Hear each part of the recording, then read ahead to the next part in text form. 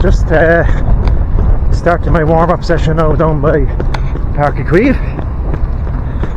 It's a wet Tuesday morning. Small updates from the last video. So update number 1, find a less windy place. So I think we have that now. I ran Dungarvan 10.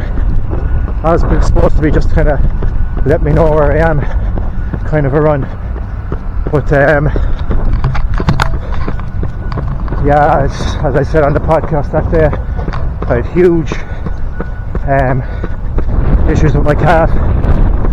Calf locked up in the warm-up, just didn't release. I was hoping to go around about 6 30-minute miles, which, you know, for a 10-minute miler or for a 10-miler should have been comfortable. It was the week building up to the Dungarvan 10-miler, John Tracy Dungarvan 10.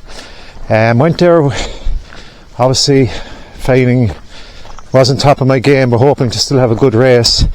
And in that week, obviously my legs are getting a bit heavy, and I paid a trip to Ken Nason, and I'll show you some of that there now in a second, just for people who wonder what goes on with Ken Nason, who we speak quite a lot about, and who's helping us out on our journey to the Cork City Marathon at the moment.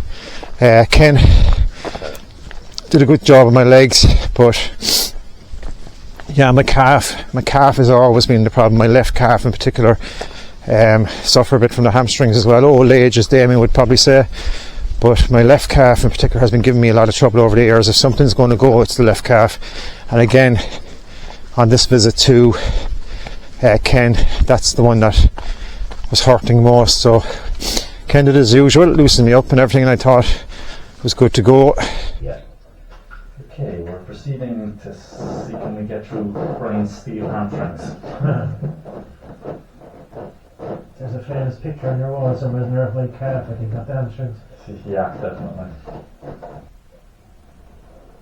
At this stage now, after about 10 seconds, Damien Kennedy would be crying. Definitely. Sobbing badly. I've heard the stories, aren't you?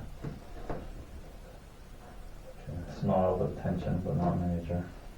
Restriction in the belly of the hamstring, and we're just using a coupling to increase blood flow to the area while we move the muscle and allow it to move more freely. And Brian is definitely not crying yet. You don't have to bring out the Kleenex for me. Yeah, no Kleenex for Brian. Yeah.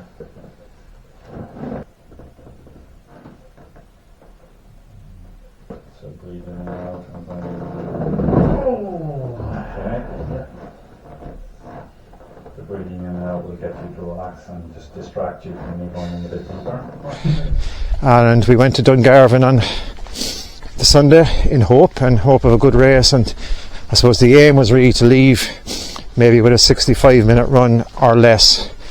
I know I wasn't in PB shape, but a 65-minute pacing time would have been nicely to done. Some nicely fresh cut wood all around here. Great place to go running. We're back up in the forestry trails again. So anyway, I headed to Dungarvan.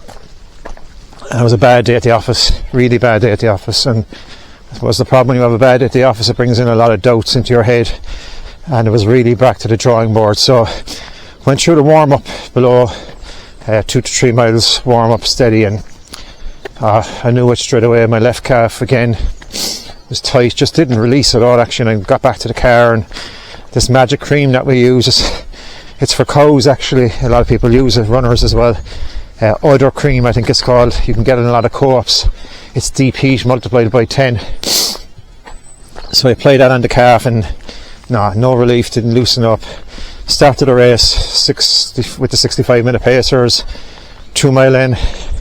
As people who know Dungarvan quite well, you do a loop, you kind of come back to the town, and at mile 3 when you're back in the town, I really considered pulling out at mile 3, just wasn't getting that relief at all. There was no release in the calf tightness, but kept going, and yeah, 3 times between mile 3 and mile 5 I stopped and stretched and just couldn't get out, and Guy did offer me a spin back if I do want to put out. Got to mile 5, as I say, halfway point.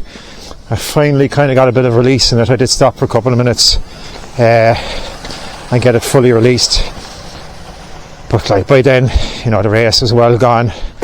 65 paces were well gone. I think my chip time in the end turned out to be 71 minutes, but I actually, pausing the watch wise, I think I came in kind of quite right. A couple of fast last miles. I got back onto pace on mile 7, so I'd say about 8 of the 10 miles were on pace. But like, as I said, for the head it was a really bad day out.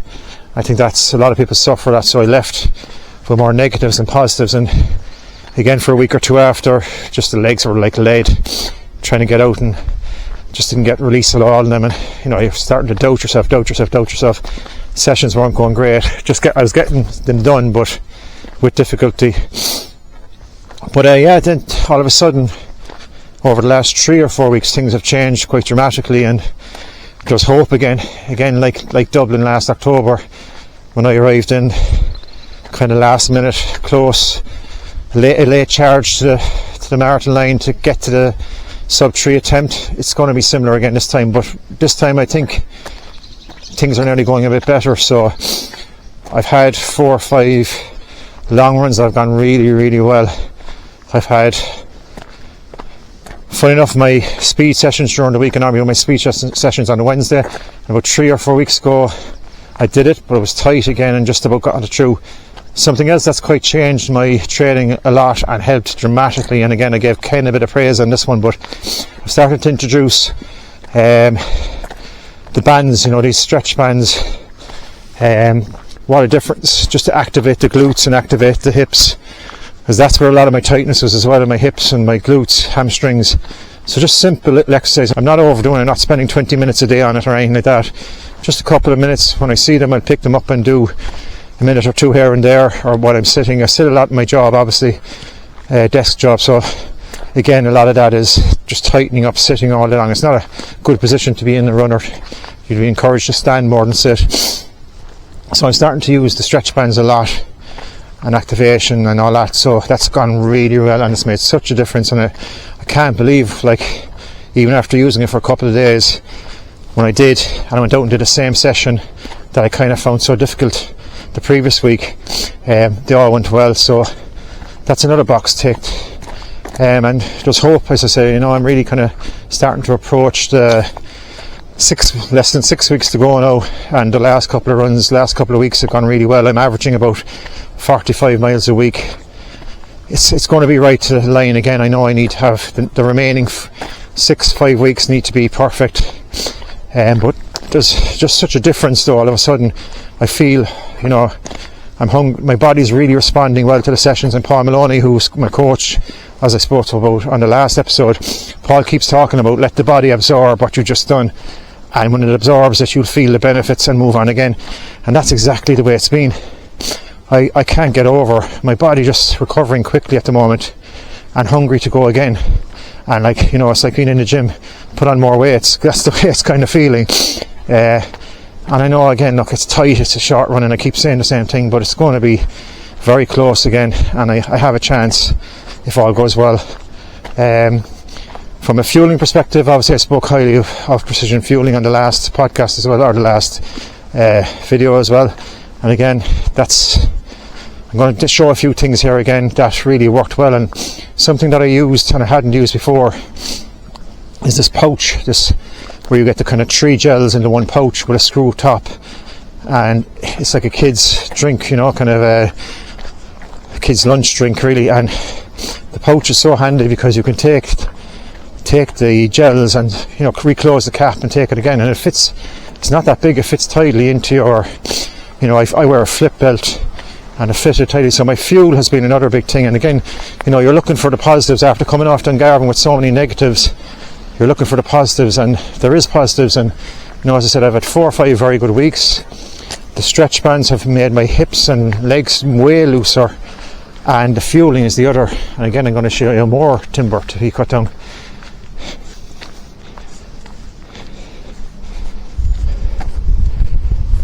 But the fueling has gone great.